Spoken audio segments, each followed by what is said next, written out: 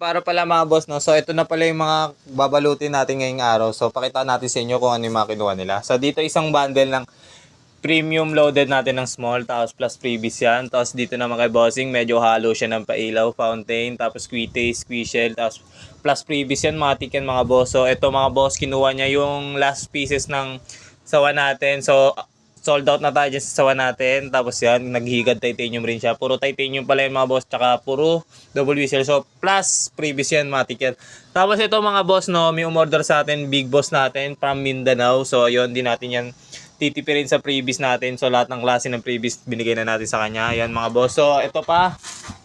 Ito ang first batch natin nung last time. Tapos, ito mga boss, puro lalamove kasi to. Pero bayad na to, kaya tinabi na natin. Sabay may available pa tayo dito mga higad, mga boss. Dito lang yan, nakatago lang kasi yan dito mga boss. So, medyo marami.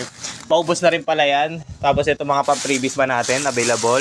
Yan. So, sa mga gustong kumuha, DM na kayo sa akin. Facebook account, dun tayo nakikipag-transact. So, price increase tayo mga boss sa December. Bola naman tayo sa 31, November 31. So, yun mga boss, sa mga gustong umabol, direct DM na. Peace.